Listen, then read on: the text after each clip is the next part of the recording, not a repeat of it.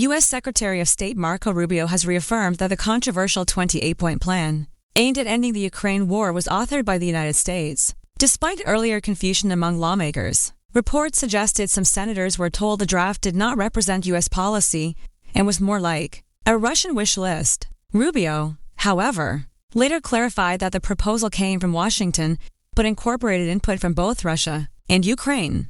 Rubio made the clarification while traveling to Geneva for high-level talks involving Ukrainian and European security officials.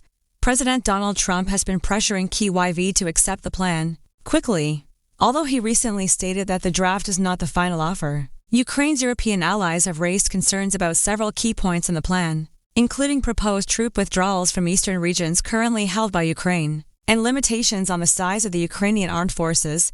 These details have not been officially released but have been widely leaked. Senator Mike Round said Rubio initially told lawmakers the plan was not U.S. policy, adding that it had been presented to Trump's envoy Steve Witkoff by an individual linked to Russia. However, the State Department swiftly denied this version of events, calling it blatantly false. Rubio later confirmed publicly that the U.S. authored the proposal, incorporating feedback from both sides of the conflict. Vice President J.D. Vance defended the peace framework, saying critics were ignoring the realities on the ground and falsely believing that more money, weapons, or sanctions could secure immediate victory for Ukraine. Ukrainian President Volodymyr Zelensky had earlier warned that his country was facing one of the most difficult moments in our history, due to U.S. pressure to accept a deal seen as favorable to Moscow. Russia's President Vladimir Putin said the plan could form the basis of a settlement. Trump had initially given Ukraine a deadline to approve the plan, but noted that it may be extended, depending on progress in Geneva. Rubio and Witkoff will join security officials from the U.S., UK, France, Germany, and Ukraine for discussions on Sunday.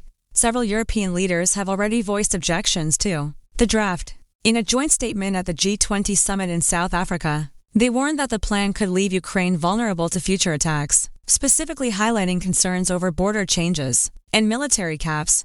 French President Emmanuel Macron warned that the proposal cannot simply be an American plan, stressing that any deal must ensure European security. German Chancellor Friedrich Merz echoed similar doubts, saying Europe was still far from a good outcome for everyone. Meanwhile, UK Prime Minister Sir Keir Starmer spoke with both Zelensky and Trump, briefing the U.S. president on European perspectives. The leaked plan suggests Ukrainian troop withdrawal from parts of Donetsk currently held by Kyiv, acceptance of Russian control over Donetsk, Luhansk, and Crimea, and freezing borders in Kherson and Zaporizhia along existing battle lines. Ukraine would receive unspecified security guarantees while Russia would be expected not to invade neighboring states. Zelensky announced that his chief of staff, Andriy Yermak, would lead Ukraine's negotiating team, emphasizing that they would protect Ukraine's national interests and prevent any future Russian aggression.